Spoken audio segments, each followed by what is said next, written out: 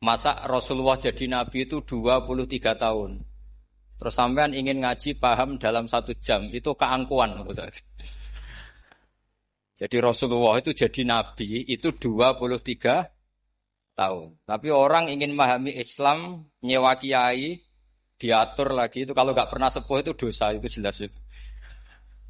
Itu 1 jam ingin paham. Saya punya sekian cerita, ini Maulidur Rasul Shallallahu Alaihi Wasallam. Itu dulu zaman Nabi itu ada ayat yang Jibril jauh-jauh dari langit turun ke bumi hanya membawa 1 kalimat. Sehingga syarat seorang mufassir itu termasuk tahu pertanyaan kalimat apa yang hanya 1 diturunkan Jibril. Yaitu kalimat minal fajr. Jadi dulu awal-awal Islam itu ada ayat kamu makan wakulu washrobu hatta yatabayyana lakumul khaytul abyadu minal khaytil aswad. Jadi kalau malam puasa itu orang boleh makan selagi melihat benang putih sama benang hitam itu belum kelihatan. Tapi kalau sudah kelihatan mana yang hitam, mana yang putih berarti otomatis imsak. Itu sahabat entah saking lugunya itu ya benar-benar pasang benang hitam sama putih dia makan. Nanti 1 jam dari makan misalnya diintip lagi, kok belum kelihatan makan lagi. Mungkin yang istrinya cantik ya kumpul istrinya lagi, kalau tidak cantik ya sudah tidak usah mungkin. Sampai itu jadi perilaku sahabat berhari-hari.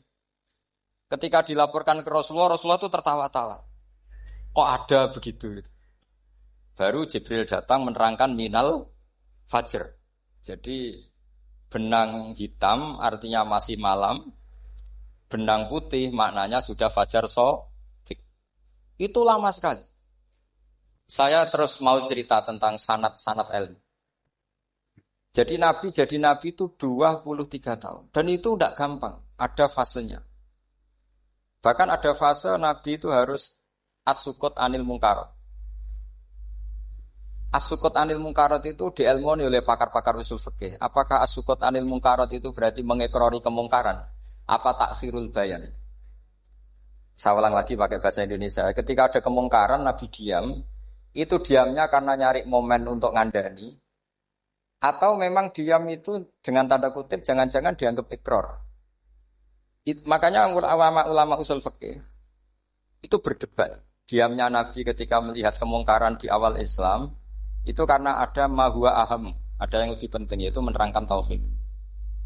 Atau takut itu menjadi satu momok bagi mereka karena Nabi dianggap coro Jawa itu dianggap kecangkeman, sidik-sidik ngeloroi.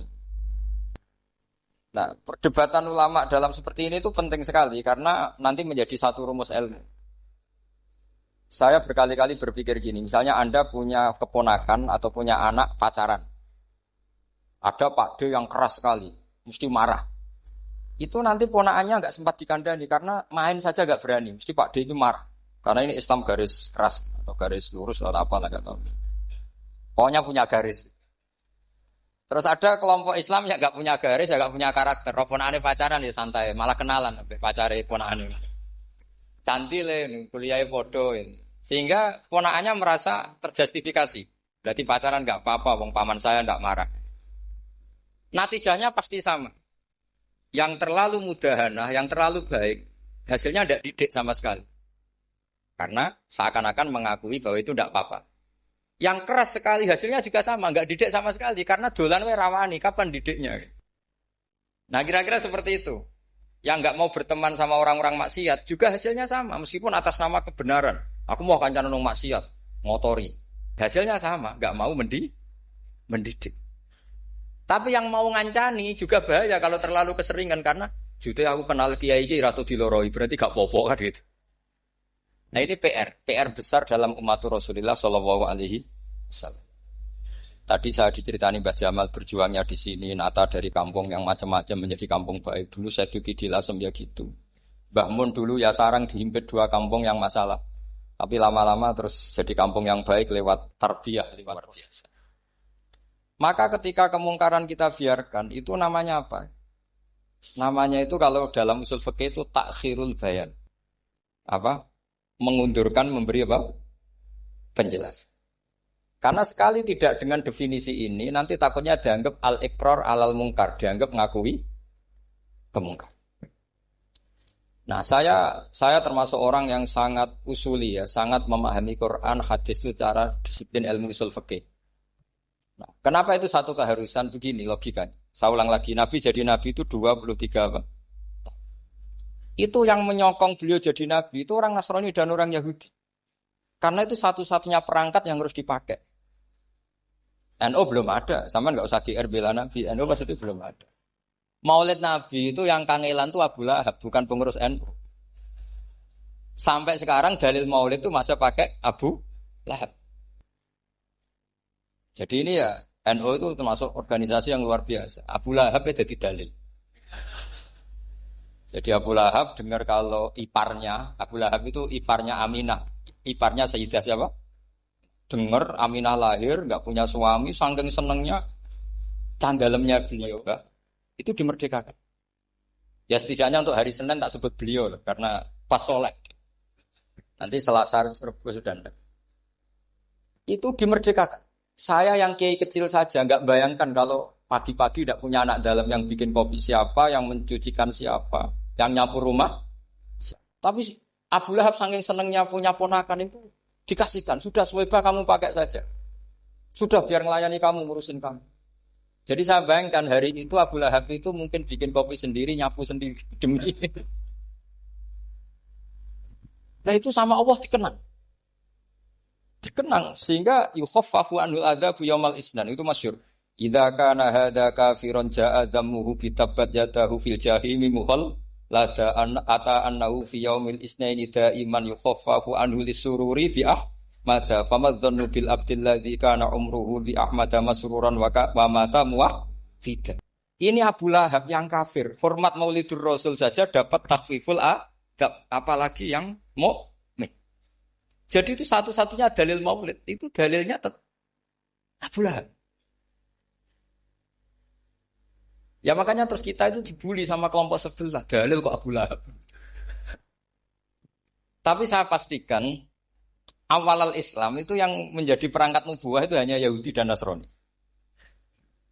Karena yang lainnya nggak tahu Nabi itu apa. Saya beri sedikit cerita. Nabi itu umur anggap saja kita ikut kaul yang 12 tahun saja. Sebetulnya ada beberapa perdebatan. Ada yang bilang 9, ada yang bilang 12. Tapi yang debat tidak usah didengerin, sama-sama nggak tahu kok ngotot. Kadang orang debat yang lucu, sama-sama nggak tahu kok ngotot. Anggap saja 12. Nabi datang ke Syam. Syam itu ya sekitar Syria, Lebanon, Palestina itu Syam. Itu pertama yang tahu kalau beliau Nabi itu ya rohib. Rohib itu terjemahnya ya pendeta. Rohib, Bukhaira, nemuin Abu Thalib, itu siapa? Ini anak saya. Terus ditanya lagi, ini siapa? Ini anak saya. Sampai 3 kali. Terus sampai Abu Thalib itu agak tersinggung. Memangnya masalahnya apa kalau dia anak saya? Terus Ibu Bukhaira bilang gini, semua alamat Nabi pada anak ini itu ada semua, kecuali kecelakaannya satu, anak kamu.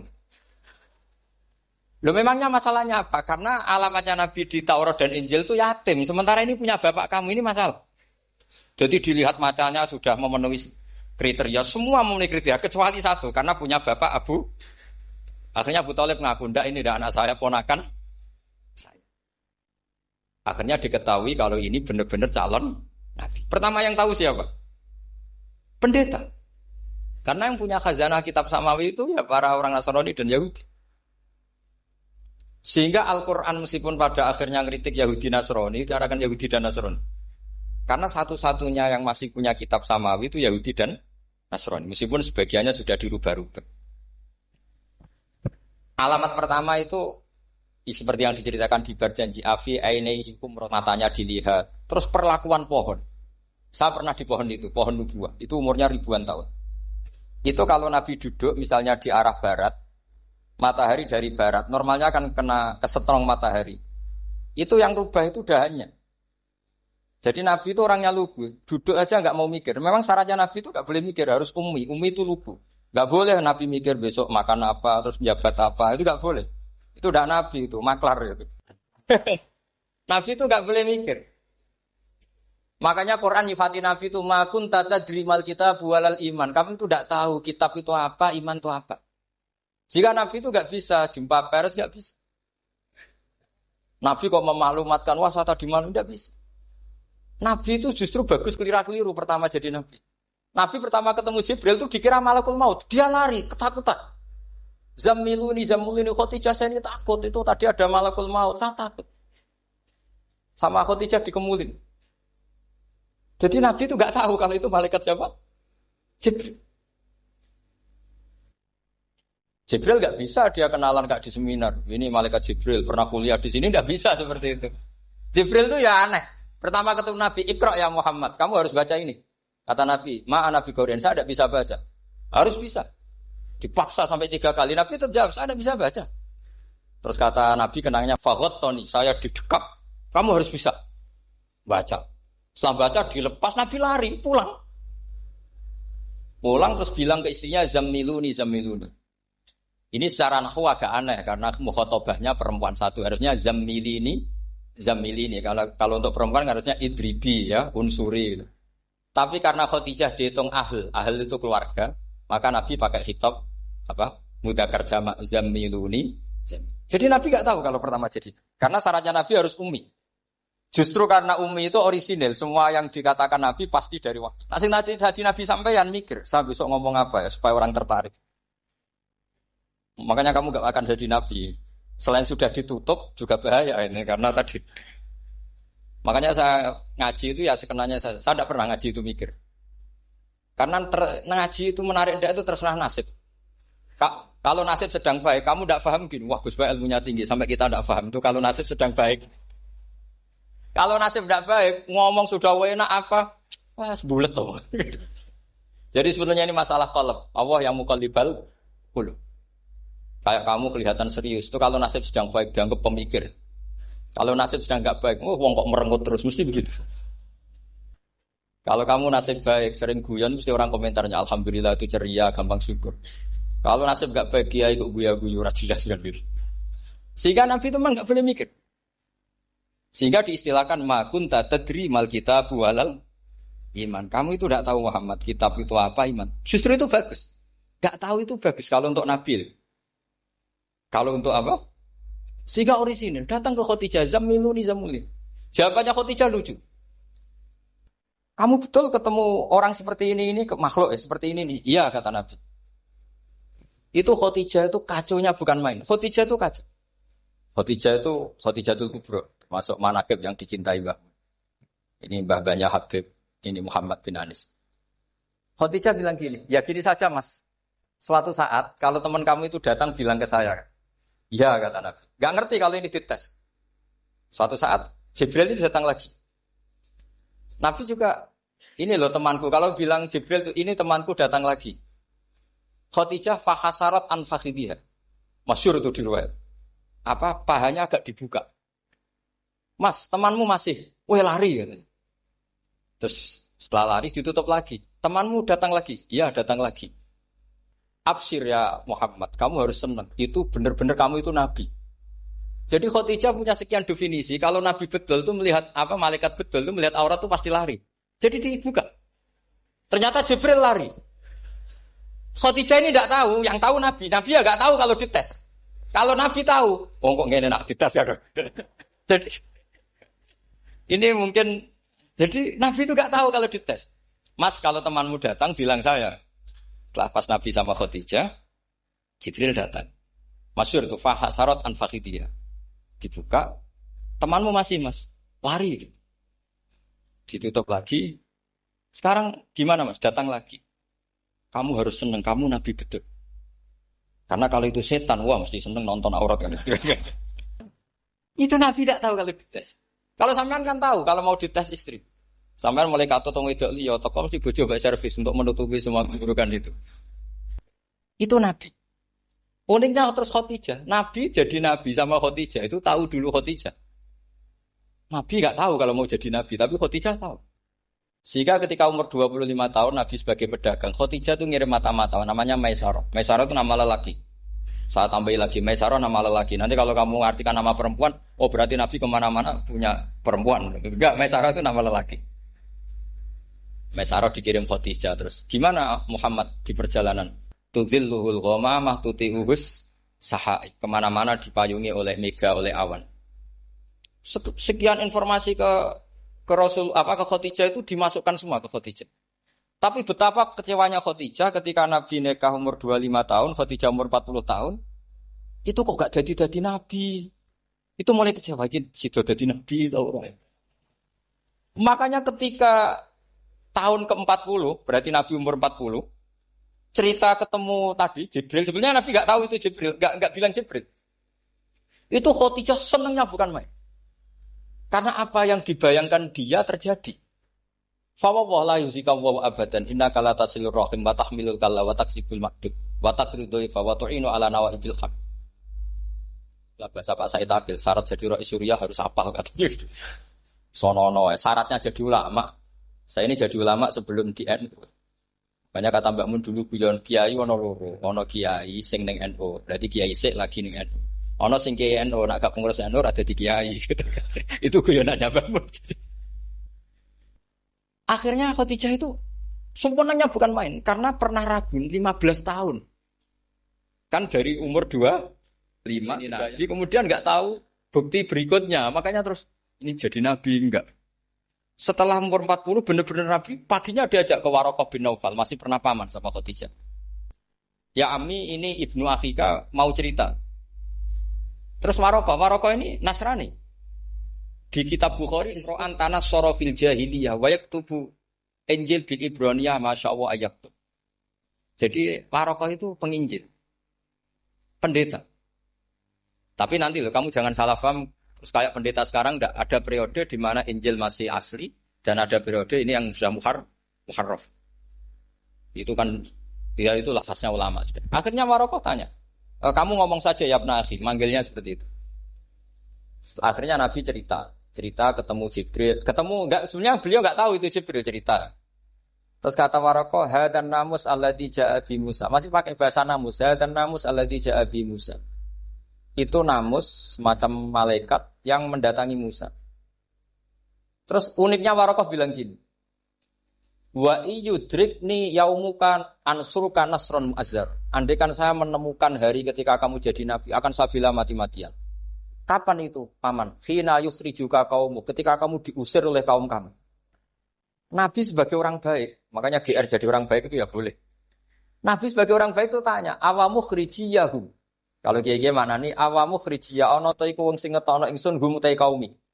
Masa saya nanti diusir kaum saya? Saya ini termasuk keluarga terhormat. Perilaku saya baik. Masa saya nanti diusir? Terus kata Waraqah, tidak ada seorang pun yang jadi nabi kecuali nanti ngalami diusir. Jadi yang tahu mau diusir itu ya Waraqah. Nabi malah tanya, masa saya nanti diusir? Karena tadi syaratnya Nabi harus ummi. Ummi itu keibu-ibuan. Jadi nggak tahu. Tapi nggak tahu di Nabi itu sifatu madkhin, sifat pujian. Bukan sifatu naqsin, sifat apa? Kekurangan. Akhirnya Nabi mulai sadar. Wah, jadi Nabi tenan kan gitu. Jadi saya ini termasuk orang yang sangat-sangat susah ketika orang ingin belajar Islam itu instan. Dulu Nabi jadi Nabi itu 23 tahun. Itu untuk menemukan teori masbuk, tidak nyalip imam, itu Nabi juga lama. Jadi dulu sahabat itu kayak anak-anak kecil zaman saya kecil. Itu kalau imam sudah rakaat ketiga atau rakaat keempat, itu kalau orang-orang desa kan langsung takbir, terus dia sholat. Sholat sampai 3 rakaat nyalip siapa? Imam. Nanti di rakaat keempat baru sama imam. Imam salam, dia ikut salam. Itu hebat betul. Itu sama sekali nggak salah. Kalau ditanya, lo kok ikut salam? Kan sudah sama-sama 4 rakaat. Karena imamnya dia apa? Disalib. Jadi dia takbir terus tahu imamnya rakaat ketiga atau keempat terus nyalip. Sampai ke rakaat yang sama, nanti salamnya bareng-bareng imam. Itu dulu sahabat ya gitu. Kalau Rasulullah sudah di rakaat keempat atau ketiga langsung mereka takbir Allahu Akbar nyalip. Setelah nyalip menyamakan dengan Rasulullah salam juga ikut salam. Jadi itu dulu lama sekali prosesnya. Sampai ada satu peristiwa Mu'adz bin Jabal datang, kemudian Nabi sudah sholat, berarti masbuk kalau dalam bahasa fikih. Mu'ad langsung ngikuti Nabi, setelah Nabi salam baru Mu'ad menambahkan jumlah rakaat yang tertinggal. Terus semenjak itu jadi sunnatan mutaba'ah kalau masbuk ikut imam, kemudian hanya menambahkan rakaat yang apa? Tertinggal. Itu 23 tahun. Jadi saya ngisi 20 menit yang enggak paham, 2 jam yang enggak paham, 3 jam yang enggak mungkin paham. Daripada gitu ya 20 menit saja. Ya itu betul, karena saya tidak punya kemampuan untuk itu. Saya masih ingat, saya ngaji umum pertama itu di hallnya abahnya Pak Hamid Pasuruan, di Lasem. Kedua di Pak Hamid Pasuruan kemarin. Terus tadi di Kiai Robah Maksum, itu ajudannya 3 kali ke saya tidak mau. Kiai Robah datang sendiri, sudah sepuh dituntun. Saya ini agak-agak soleh lah, kalau sama orang sepuh itu pengapesan. Masih ingat lah aturan mainnya laisa minna walam yarham saghirana wa yuwaqqir haqqa kabirina. Tapi yang sepuh betul kayak Mbah Jamal itu sepuh betul. Ada sepuh gaya-gayanan tidak mau. Karena memang Mbah Jamal itu besanan sama saya. Mbah Sahal itu misanannya Mbah saya. Terus dapat Mbah Nafisah ya keluarga sini. Saya teruskan kalau Mbah Robah itu faktornya sanad. Robah bin Maksum. Maksum ini muridnya Mbah siapa itu? Fakih Mas Kumambang. Mbah Zubair dulu ya ngajinya sama Mbah Fakih apa? Mas Kumambang. Kemarin seminggu yang lalu saya di Pondok Termas ya faktornya sepuh. Karena sanad saya Mbah Mun, Mbah Zubair, Kiai Fakih Mas Kumambang, kemudian Mbah Mahfud apa Termas. Maka berjanji itu kitab yang masalah madaih itu bagus secara tarikh. Jadi kita madaih itu beda-beda. Ada yang kayak Habib Ali. Habib Ali itu lebih ke isek itu berontok. Jika saya suka baca Simtud Duror itu kalau pas isek, pas berontok. Berontok itu ya pas kangen Nabi, biasanya saya wudu terus baca Simtud Duror itu pas isek. Tapi kalau saya ingin baca sejarah suka berjanji. Kalau Habib Ali jelas isek. Yang juriannya sekarang di Solo termasuk Habib Muhammad bin Husain bin Anis bin Alwi bin Ali yang punya Simtud Duror. Jika kalau beliau baca sholawat ya sholatan yattasilu biha ruhul musalli alaihi bi. Fayam basitu fi qalbi siru nuri ta'aluki bi wa hubbi. Fayuktabu biha bi inayatillahi nabu fi hisbi. Kalau berjanji enggak? Dia tahu problem utama Nabi itu nasabnya karena beliau orang Quraisy, orang jahiliyah. Yang dikira enggak punya darahnya Nabi Ibrahim. Maka beliau pertama ngarang diantaranya wa ba'du fa'aqul huwa Muhammad bin Abdullah bin Abdul Muttalib wasmuhu Syaibatul Hamdi khumitat khisalusaniyah. Saya pastikan Muhammad cucunya Abdul Muttalib. Dia yang punya pintu yang mau masuk ke Ka'bah namanya Babu Bani Syaibah. Itu nama lain dari Abdul Muttalib. Terus diteruskan. Abdul Muttalib bin Hasyim terus sampai wa adnanu bila raibin idadzawil ulubin nasabiyah ila dabihi Ismail nisbatuhu wa muntah. Karena berjanji ingin ngomong, ingin memaklumatkan ini Muhammad. Kamu kira orang mana? Beliau adalah turunan Ibrahim. Kayak apa alimnya yang ngarang berjanji? Nah, saya berkali-kali ngomong di mana-mana. Lah berjanji itu nasibnya kurang baik. Dibaca bahasa Arab, yang baca enggak paham, yang dengar enggak paham. Akhirnya kubu sebelah dianggap baca mantra. Nah, terus dihukumi bid'ah kan? Coba kalau itu ditulis bahasa Indonesia. Nasab Muhammad. Dia punya bapak Abdullah, punya mbah Abdul Muttalib gini-gini. Paling kubu sebelah tidak akan bilang bid'ah. Mesti ngomong ini buku sejarah. Jadi gara-gara bawa coba bahasa Arab, sing maca ora paham, sing nyenggaki ora paham, terus koyok mantra. Sing kritik yo luwih ora paham. Sudah akhirnya. Jadi berjanji itu bela-belain Nabi itu yang dilihat sisi nasab. Makanya beliau ngendikan wa'adnanu bila raibin intadzawil ulumin nasabiyah ila dzabihi Ismaila nisbatuhu wa. Itu juga orang Yahudi. Akhirnya orang Yahudi banyak yang iman. Ternyata Muhammad itu tidak orang lain. Sampai mereka bilang Muhammad minal asbab. Muhammad itu enggak lain saudara kita. Akhirnya orang Yahudi banyak yang iman. Jadi pertama Nabi jadi Nabi itu yang tahu ya orang Yahudi dan orang Nasrani karena mereka pasti punya sisa-sisa kitab samawi. Nah, itu yang diceritakan Ka'bil Ahbar. Ya Al-Haditsus Tsani an Yasar bin Atha an Ka'bil Ahbar. Qala 'allamani Abi Tawrata ila sifran wahidan kana yaqtimuhu wa yudkhiluhus sunduk falamma mata abi fatahtuhu fa idzan fi nabiyyun yakhruju akhiras zaman maulidu bi Makkah wa hijratu bil Madinah wa sultanuhu bisyam. Ya, jadi ini saya urun nerangkan maulid. Tapi jangan diundang lagi. Ya, jadi, pokoknya saya Ini kaidahnya jelas. Kalau tidak pernah sepuh ngundang saya haram. Aturan fikihnya kan gitu. Kalah alim ngatur yang alim haram.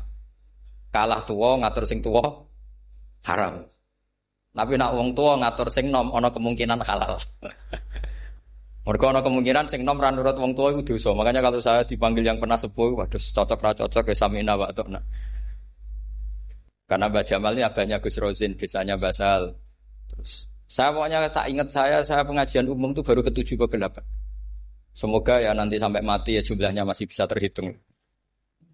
Tapi kalau ngaji rutin saya terus ngaji rutin. Saya pernah baca hikam di Jogja khatam. Kalau di pondok saya sudah enggak terhitung saya khatam berapa kitab enggak terhitung karena saya sering ngaji rutin. Sehingga Diba itu kitab kesayangan Habib Ali. Habib Ali sebelum ngarang Simtud Duror itu beliau nginduk kitab apa? Diba, masyhur. Jadi saya ulang lagi ya, kalau Diba sama berjanji lebih ke tarikh, kalau Habib Ali ke Isyak, semuanya baik.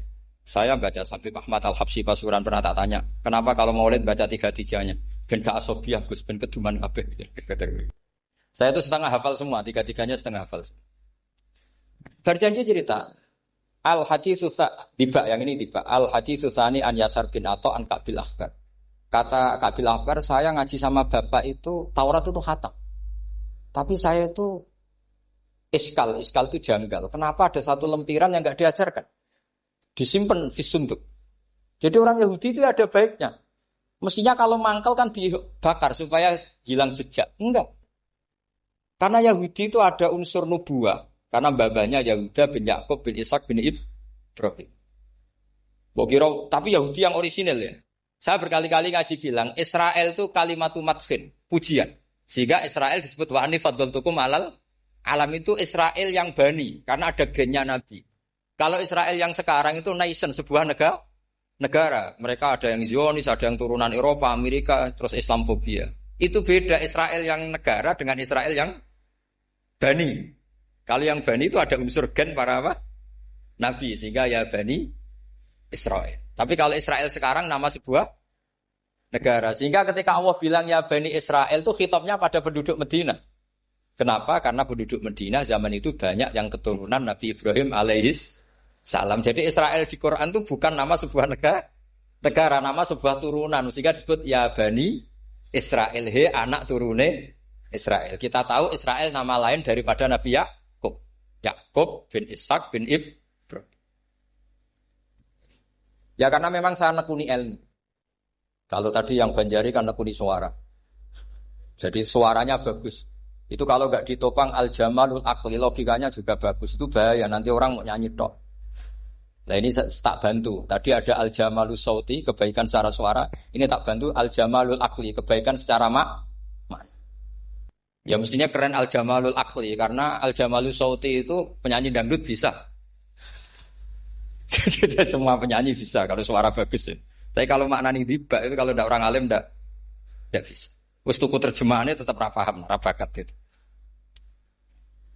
Saya teruskan. Falam mama tabi, orang Yahudi itu dia benci kok naskah itu tetap disimpan. Terus kata Kabil Akhbar, falam mama tabi fatahtuhu, ketika bapak saya meninggal, kotak ini tak buka. Faidan fihi nabiyyun yakhruju akhir zaman. Di situ ada keterangan bahkan akan ada nabi yang keluar akhirat. Mauliduhu bi Makkah wa hijratuhu bil Madinah wa sultanuhu bis-Syam. Kerajaannya itu di Syam. Bareng Kabil Akhbar ini sebetulnya menangi Rasulullah SAW. Tapi dia enggak mau iman. Karena nabi itu enggak lengkap menurut dia. Ini Muhammad sudah benar lahirnya di Mekah. Wafatnya di Madinah, tapi masih kurang satu wasultanu bisyam. Zaman itu Syria, Lebanon, Palestina masih di bawah pasukan Salib, pasukan Nazaret.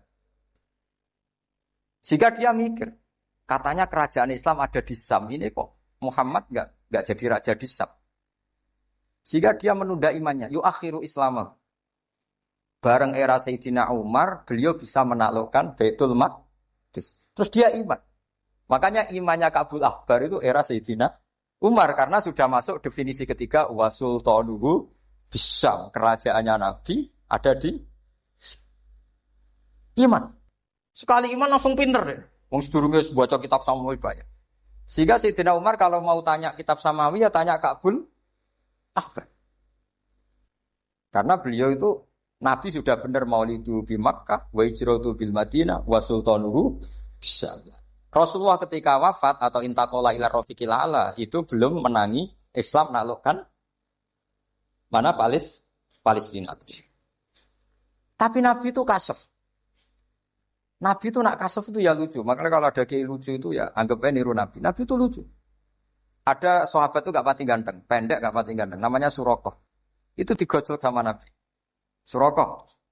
Bagaimana kalau kamu suatu saat itu pakai tas itu apa? Mahkotanya Raja Syam, Raja Kaisar. Ya Surakoh ya dianggap Nabi Gujan gitu aja. Nabi Gujan aja. Singkat cerita, suatu saat Umar itu mengalahkan kerajaan itu. Kaisar itu dikalahkan Umar. Saking takutnya lari, mahkotanya itu jatuh. Jatuh disaksikan Surakoh. Terus ingat, dulu-dulu Nabi pernah ngendikan itu disuruh pakai saya. Akhirnya sama Surakoh dipakai. Ya tetap orang ganteng, orang ganteng. Padahal sudah pakai mahkota guys. Karena setelah dipakai, kata Umar, ikhla'ha. Itu dicopot. Mau saya pakai untuk Baitul Muslimin, untuk Baitul Mal. Kata Surakoh, bukankah Nabi ngendikan kalau ini yang pakai saya?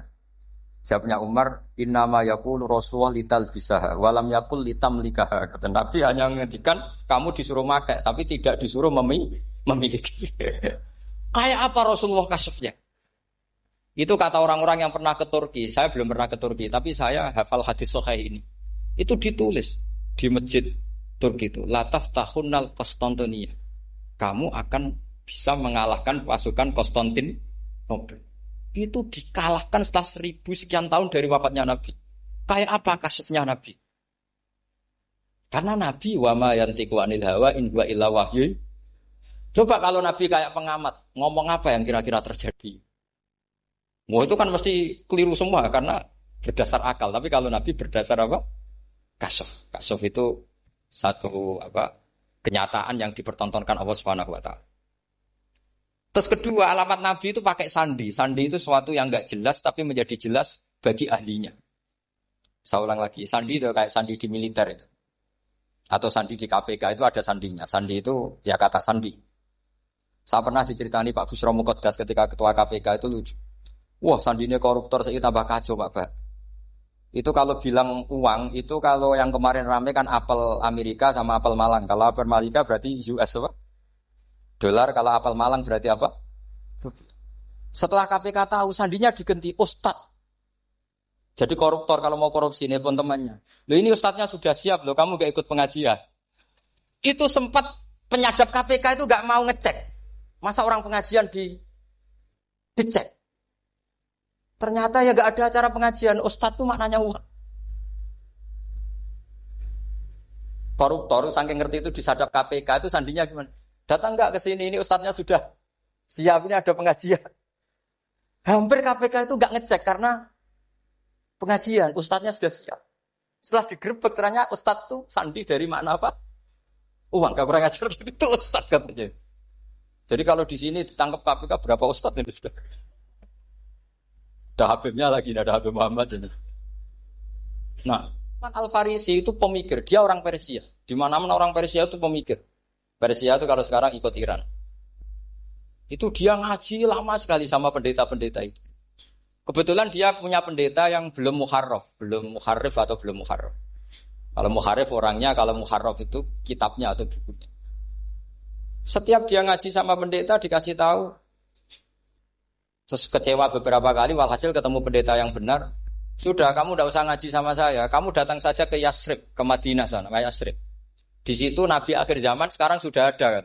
Ini yang ngomong pendeta. Ya.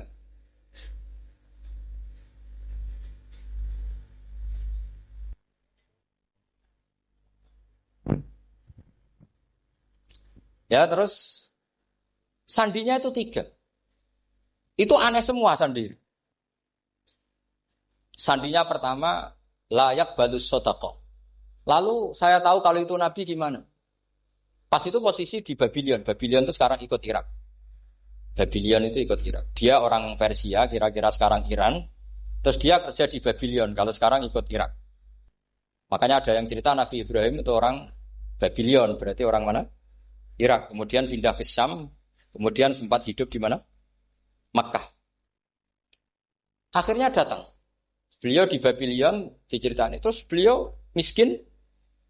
Terus ada kafilah dari Yasrib, dia bilang, saya siap jadi budak Anda, asal saya dibawa ke Yasrib. Akhirnya Salman jadi budak.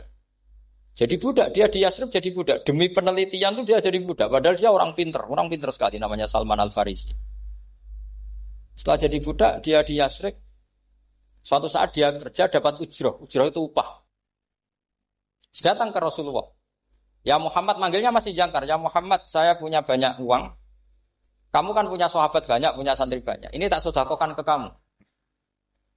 Apa kata Nabi? Sahabat dipanggil semua. Halumu ilayya, kesini ini makan, ini ada sedekah. Terus kata Salman kenangannya, walam ya'khud min hasya'an. Bahkan sebagian riwayat mengatakan falam yamussa. Nabi nyentuh saja enggak mau. Karena diistilahkan sedekah. Terus kata Salman, hadhihi waqidah, ini satu alamat. Itu sandi. Enggak ada yang tahu kecuali ahli kitab. Setelah seminggu, 2 minggu dapat uang lagi. Ya Muhammad, hadhihi hadiyatun laka, ini hadiah untuk kamu. Nabi langsung ikut dahar. Hadhihi sintan, ini 2. Kalau logika kita pakai pengamat, bedanya apa? Sedekah ya dapat, hadiah ya dapat. Kan enggak ada bedanya sama sekali. Ternyata itu sandi. Sandi wayak balus hadiah tapi walayak balus sedekah. Nabi itu nerima hadiah tapi enggak nerima sedekah. Bagi orang kebanyakan kan bedanya apa? Sama-sama dapat. Kiai pakai duit 1 juta, mbok arani sedekah ya ditampa. Mbok kayak 50.000 diarani hadiah ya ditampa. Sementing kan duit. Tapi kalau Nabi tidak bisa seperti itu. Kalau dikatakan sedekah enggak mau nerima, kalau hadiah akhirnya wah ini sudah ada 2 alamat. Jadi alamat tuh ya kadang aneh, masa sedekah sama hadiah dibedakan. Terus ketiga, wa fi katifihil aisar khatamun nubuwah. Mislu baidatin nu'amah. Di katifil aisar, apa kalau orang sini bilang apa? Pundak yang kiri itu ada khatamun nubuwah, ada alamat bahwa beliau adalah nabi akhir zaman. Yaitu mislu baidatin nu'amah, kayak semacam telur manuk darah. Wah itu pusing. Waduh, caranya ngelihat gimana? Dia berkali-kali datang ke situ. Nabi itu orangnya priayi, jadi sering pakai baju. Kalau Nabi ini jenengan sering blodor gampang. Ini kan Nabi kan sering priayi. Tapi Nabi itu memang unik. Ketika Salman ke situ, pas beliau mau wudu, biasanya nggak pernah pakai buka baju. Nabi dibuka bajunya.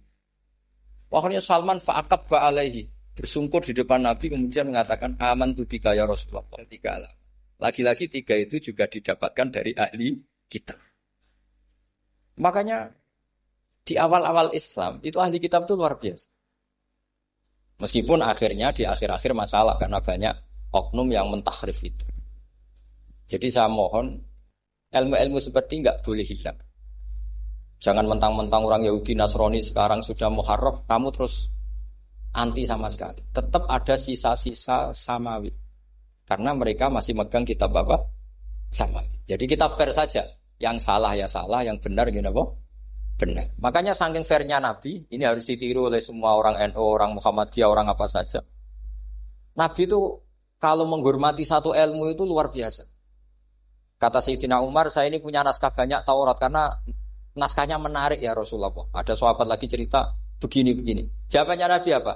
La tusaddiquhum wa la tukadzibuhum. Kamu ya jangan bilang iya, ya jangan bilang tidak. Kalau kamu bilang iya, ternyata yang pas muharraf, yang pas sudah ada orisinil. Kamu bilang, wah itu bohong semua. Ternyata ada yang masih orisinil. Kayak apa Rasulullah hati-hatinya? La tusaddiquhum wa la tukadzibuhum. Kalau sekarang enggak, orang ekstrim. Pokoknya salah. Kalau tidak kita pokoknya salah. Iku ora ono hadise. Sing ono iku emosine, paham nggih? Jadi Nabi itu fair. Kalau sesuatu enggak mesti ya la tusaddiquhum wa la tukadzibuhum. Kamu ya jangan bilang iya, ya jangan bilang tidak. Faqulu amanna billah wa ma unzila ilaihi. Jadi ini kebanggaan kita terhadap Rasulullah sallallahu alaihi. Makanya kitab Fathul Bari sarahnya Bukhari termasuk komentarnya Said Muhammad di beberapa kitab beliau, di Mafahim di beberapa kitab. kamu jangan terlalu fikih. Kalau terlalu fikih kan nggak boleh mempercayai omongan orang kafir, orang ahli kitab. Karena awailun nubuwah itu yang komentar semua ahli kitab. Awailun nubuwah itu yang tahu bahwa Nabi Muhammad calon nabi itu semuanya data dari ahli apa? Ahli kitab. Sudah akhirnya Nabi ketemu Jibril lagi. Yang turunkan ayat ya ayyuhal muddatsir kum fa'anzir wa rabbaka fakabbir wa thiyabaka fatahhir wa rujza fahjur wa la tamnun tastakfir wa li rabbika fasbir. Nabi mulai yakin ketemu Jibril. Setelah sering ketemu Jibril, Nabi ya dengan tanda kutip enggak tahu aturan mainnya lagi. Setiap ada pertanyaan bilang gini, sudah tak jawab besok. Mentang-mentang besok Jibril datang. Ternyata Jibril tidak datang. Sampai 40 hari. Akhirnya dibully sama umatnya. Mat dari iso jawab ternyata ada bisa. Piye Jibril ora teko. Akhirnya diwarai meneh. Ngene lho carane dadi nabi wala taqulanna lisein ini fa'ilun dzalika hudan illa. Jadi nabi, sudah kamu besok datang ke saya tak jawab karena nabi mentang-mentang besok mau konsultasi sama apa? Jibril. Ternyata Jibril tidak datang karena nabi lupa ada mengatakan kalau Nabi itu tahu semua, pasti Nabi mengatakan insya Allah dulu. Tapi Nabi memang sebaiknya enggak tahu. Ummi. Justru itu wa ma yantiqu anil hawa in huwa illa wahyu. Itu beberapa peristiwa. Sehingga syaratnya jadi wali, karena wali itu warasatul anbiya. Ya kudu rada goblok sithik-sithik. Enggak boleh wali kok cerdas, analisis enggak boleh. Wali kok delok TV ngrungokno pakar-pakar analisis. Iku ora wali, jadi maklar. Enggak boleh. Jadi misalnya yang menang Pak Jokowi atau Pak Prabowo, nggak boleh pakai Pak Jokowi petahana, was ini nggak boleh. Wali kalau ditanya yang menang Pak Jokowi Pak Prabowo, biadillah gitu aja. Itu urusan Allah. Itu alamatnya apa? Itu nggak penting, yang penting boleh ridhanya Allah. Nggak menarik figur-figur seperti itu wali. Sudah saya teruskan supaya clear ya masa Maulidur Rasul Shallallahu Alaihi Wasallam. Itu kita tidak punya data kecuali dari ahli kitab. Yahudi lebih ngeri lagi. Yahudi itu punya kriteria, syaratnya Nabi harus min dzurriyyati Ibrahim. Ya makanya kitab yang paling disenangi Mbah Mun itu berjanji. Syaratnya Nabi harus min dzurriyyati Ibrahim. Lalu Muhammad itu siapa? Kok tahu-tahu Nabi dia itu orang Arab. Orang Arab itu jahiliyah, wongnya goblok-goblok. Wah, akhirnya terus jadi polemik ilmiah kan. Akhirnya Nabi memaklumatkan diri kalau beliau min dzurriyyati Ibrahim, dibuktikan Ibrahim pernah singgah di Mekah, yaitu fihi ayatum bayyinatum maqamu Ibrahim. Bahwa Ibrahim pernah hidup di Mekah ada buktinya, yaitu ada bekas kaki di dekat Ka'bah. Akhirnya Ibrahim meninggalkan Ismail. Ismail kecil kekurangan air, Hajar lari-lari nyari air 7 kali. Akhirnya jadi sa'i bena Safa wal. Ada sekian bukti kalau Ismail itu hidup di Mekah, menikah sama suku Jurhum. Akhirnya orang Yahudi mulai ngeper. Loh iya, Muhammad pantas jadi nabi. Ternyata orang Mekah turunan Ibrahim alaihis. Itu andekan orang Yahudi yang tidak komen, itu juga gak dilacak nasabnya Nabi. Gara-gara orang Yahudi komen, Nabi itu harus turunan Ibrahim. Kamu asal-usulnya gimana? Akhirnya Allah sendiri yang menjawab bahwa Nabi lahir dari Ibrahim. Padahal Ibrahim itu orang Palestina. Logikanya gimana? Ternyata Ibrahim pernah singgah di Mekah. Ada bekas kakinya, ada ritualnya yaitu lari bena Safa wal Marwah menceritakan apa? Ibrahim ketika nyari apa? Siti Hajar ketika nyari apa? Itu disebut fihi ayatum bayyinatum maqamu